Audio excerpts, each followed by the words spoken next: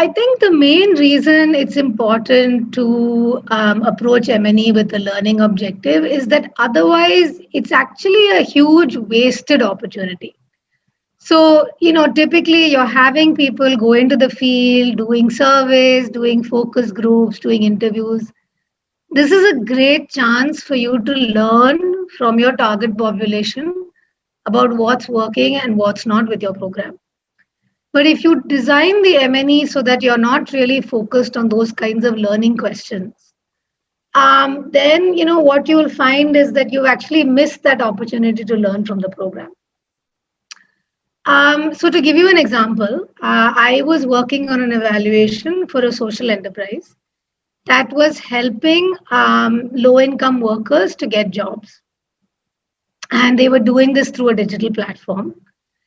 And so from a donor perspective, the only things they needed to report on were how many people were getting jobs through the platform, how many people were registering it, those kinds of things. But they chose to also ask the target population about what other sources they were using to get jobs. They also chose to ask them about what their other priorities were in terms of the types of jobs they were looking for. And so what they found is that actually people are less interested in the job role and more interested in finding jobs close to their home. And so this completely changed the way they thought about their platform, because they had designed it to focus on first having the registrant decide what job role they wanted and then search for jobs. But they realized that they might have to go about it completely differently and focus much more on job location instead.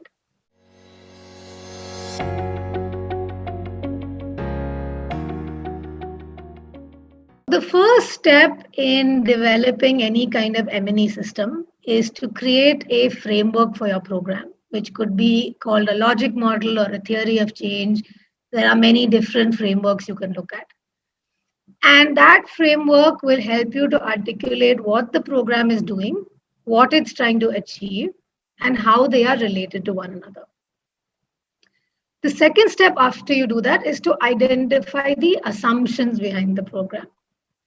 So to go back to the example that I gave you earlier, so for the social enterprise that was trying to help people to get jobs, right, especially sort of low income workers, their assumption behind their program was that because low-income workers don't have very wide networks, they're limited in the kinds of jobs they can find.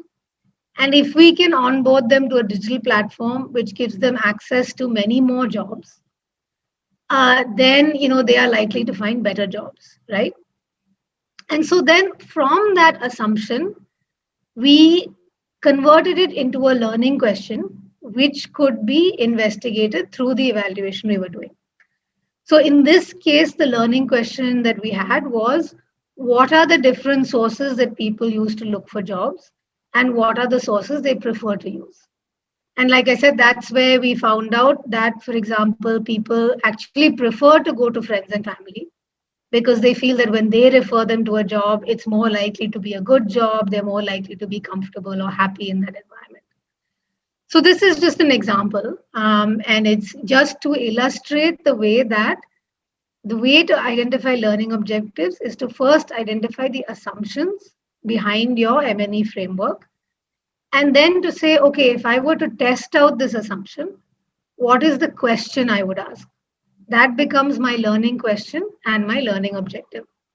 In conclusion, what I'd like to say is that these learning objectives are important not only because of what you learn about your program from them, but also because it changes the way you look at monitoring and evaluation, right? So instead of looking at it as some kind of test which the organization really needs to pass or fail, it becomes a much more collaborative exercise between the organization, the donor, and in some cases, the external evaluator, where you're all trying to kind of figure out how the program can improve, rather than to just say that the program worked or it didn't work. So the focus is a lot less on, was the program implemented the way we wanted it to how can we actually improve this program in the future? And for that, what do we need to know and what do we need to change?